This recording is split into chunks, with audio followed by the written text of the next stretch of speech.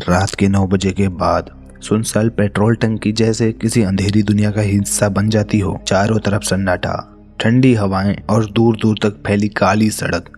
दिन में जहां गाड़ियों की आवाज गूंजती है, वहीं रात होते ही ऐसा लगता है मानो किसी अंधेरी दुनिया का हिस्सा बन जाती हो। लोग कहते हैं वहां रुकना मत, वहां कुछ तो है, पर असल बात कोई नहीं जानता। इस पेट्रोल पंप पर एक शिफ्ट में एक लड़का काम करता था, अविनाश, पूरी तरह अकेला।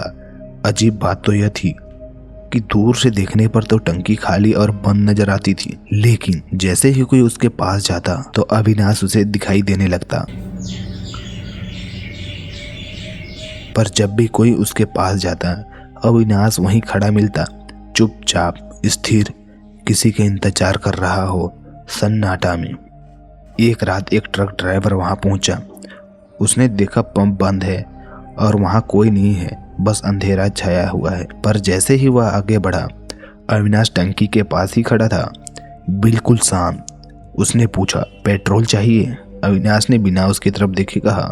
ड्राइवर असमंजस में होते हुए सिर हिलाया। अजीब बात है भाई, दूर से तो तुम मुझे नजर नहीं आ रहे थे, लेकिन तुम यहाँ कैसे हो अभी? अविनाश हल्का सा मुस्कुराया, एक ठंडी डरावनी मुस्कान के साथ, और बोला, मैं वहीं होता हूँ जहाँ किसी को मेरी जरूरत होती हो। जैसे ही अविनाश पेट्रोल भरने के लिए झुका तो ड्राइवर देखा कि अविनाश की प्रतिबिंब यानी उसकी परछाई जमीन पर नहीं पड़ रही थी। उसका दिल दहशत में दहल गया और उसने पूछा, तुम इंसान ही हो ना भाई? अविनाश ने धीमी गति से गर्दन हिलाई। इस पंप पर 3 साल पहले मैं ड्यूटी में था और मेरी हत्या कर दी गई। तब से मैं यहाँ अकेला ही रहता हूँ।